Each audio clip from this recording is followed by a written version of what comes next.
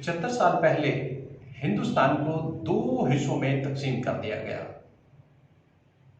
दो कौमों में तकसीम किया गया, दो सकाफतों में तकसीम किया गया, दो रस्मों रिवाजों में तकसीम किया गया, दो नजरियात में तकसीम किया गया, दो तरह की सोच रखने वाले लोगों में तकसीम किया गया, दो तरह के माशी निज़ाम में तकसीम किया गया, दो तरह के सियासी निज़ाम में तकसीम किया गया, दो तरह के समाजी निज़ाम में तकसीम किया गया, दो तरह के कारोबारी जिंदगी में तकसीम कर दिया गया, दो तरह के सोच रखने वाले ग्रोहों में ये तकसीम कर दी गई, बॉर्डर्स बना दिए गए, लिमिट्स मुकर्रर कर दी गई, हदूद का तयन कर दिया गया और दो अलग अलग नाम दे दिए गए।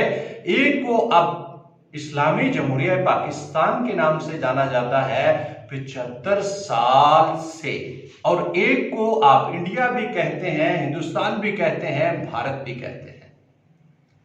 ये तकसीम दो अलग सोचों पर थी, दो अलग नजरियों पर थी, दो अलग रस्मों पर थी, दो अलग रिवाजों पर थी, दो अलग सकाफतों पर थी, दो अलग तर्ज जिंदगी, यानी एज ए होल हमारी जो मादी तर्ज जिंदगी थी या गैर मादी तर्ज जिंदगी थी, मजमूई तौर पर ये ऐसे थी कि आपस में टकरा जाती थी। हमारी जिंदगी और जो बंटवारा किए गए दूसरे लोग थे उनकी जिंदगी में कुछ भी तो ऐसा नहीं था उस वक्त जब ये बंटवारा लाजिम करार दिया गया। उससे पहले तहरीकें चली और मुसलमानों को उस समाज में, उस माहौल में, उस रहन सहन में, उस मायशत में, उस माशरत में, उस तर्ज में, उस पूरे का पूरा जो ऐसे होल आप कहते हैं लाइफ का एक पूरे का पूरा एक साइकिल है, उसमें नहीं रहना था। मुसलमानों को उसमें नहीं रहना था। मुसलमानों ने अलहदगी अख्तियार करने के लिए जदोजहद का आगाज कर दिया, क्योंकि मुसलमानों का ख्याल था कि हम अगर इधर रहेंगे तो हमें कोई ऐसी ताकत जो कि हमारे सोच के मुताबिक नहीं है, हमारे मजहब के मुताबिक, हमारे दीन, हमारे रस्म रिवाज, हमारे रोजमर्रा के जितने भी एक्टिविटीज हैं उसके मुताबिक नहीं, वो हमें डोमिनेट करेगी, हमें डिक्टेट करेगी। हमने डिक्टेट नहीं होना। हमने अगर वहां पे डेमोक्रेसी भी रिवाज पा जाती है तो भी वो वाली डेमोक्रेसी नहीं होगी, क्योंकि एक तरफ मेजोरिटी, एक तरफ माइनॉरिटी।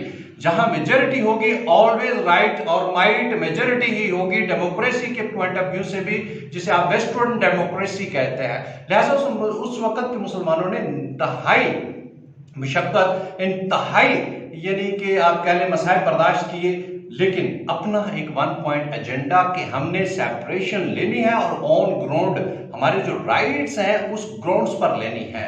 हमें अपनी जबान पर लेनी है, हमें अपनी सकाफत पर लेनी है, हमें अपने मजहब पर लेनी है, हमें अपनी माशी समाजी इन तमाम एक्टिविटीज को पेश नजर रखते हुए हमें ये सेपरेशन लेनी है। क्यों? उस वक्त पेश किया जाता था कि हमारा जो तर्ज जिंदगी है ये बिल्कुल एक इस तरफ जाता है, राइट है, एक लेफ्ट है, यानी दोनों एक दूसरे की जिद है, मुतजाद है, एक दूसरे से मेल नहीं खाते। जब ये मेल नहीं खाते तो फिर हम दो एक जैसी सोच रखने वाले लोग कैसे एक साथ रह पाएंगे?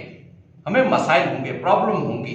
एक तरफ भारी मेजोरिटी है और एक तरफ मिनोरिटी है, साथ में मिलकर बसेंगे, चलेंगे, जिंदगी तल्ख होगी और ज्यादातर जो नुकसान है वो मिनोरिटी रखने वाले। उस वक्त मैं इकट्ठे भारत की बात कर रहा हूं, वहां पर हमें ये दिक्कत, ये परेशानी आएगी।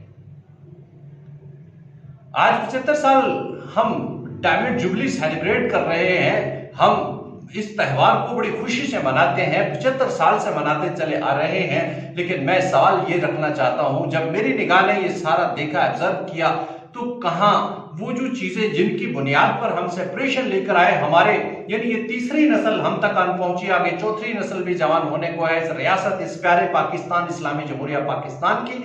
लेकिन जिन लोगों ने ये सोच कर कि हमारी आने वाली नस्लें इधर रहीं तो पिस जाएंगी, ये रिवाज अख्तियार करेंगी, रस्में अख्तियार करेंगी, इस तरह के माहौल में ढल जाएंगी, वो अपना कल्चर, सकाफत, रहन सहन, तर्ज जिंदगी, इखलाकियात, अपना जो मोहब्बत है, असूल है, दयानत इमानत के जो जिन्हें उनके बेहतरीन असासा है उसे कहीं खो देगी। आज मैं देखता हूं 75 साल के इस सफर में हमारी कोई तरबियत, कोई इस नस्ल को इस तरफ लाने के लिए कोई कोशिश, वो कोशिश जिसमें कोई जान हो, कोई सॉलिड किस्म का परफॉर्मेंस, वो मुझे नजर नहीं आता।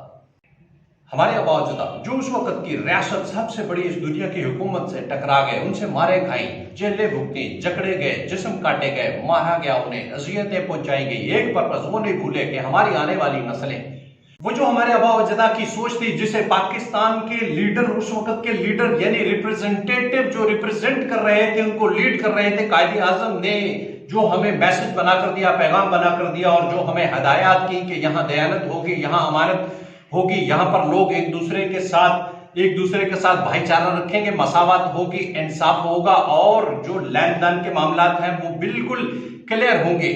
कहीं पर कोई भी रिश्वत सिफारिश का कल्चर नहीं होगा। एक ऐसी रियासत का ख्वाब दिखाया गया जहां पर इंसानियत होगी। आइए अपने अपने गिरबान में जानते हैं कि हमें से ये इंसानियत रूठ कर कहां चली गई। क्या किसी ने ये तरबियत के तौर पर हमारी जिंदगियों में दाखिल की, कहीं पर हमें मिसाल के तौर पर पेश की? कौन मुजरिम है? ये चौथी नस्ल जवान होने को है। क्या हमारे वालिदैन मुजरिम हैं या उनके वालिदैन मुजरिम हैं, या वो इब्तदाई नस्ल जो यहाँ हिंदुस्तान से बंटवारा कराने में अपने यानी अर्ली बचपन में, लड़कपन में शामिल थी?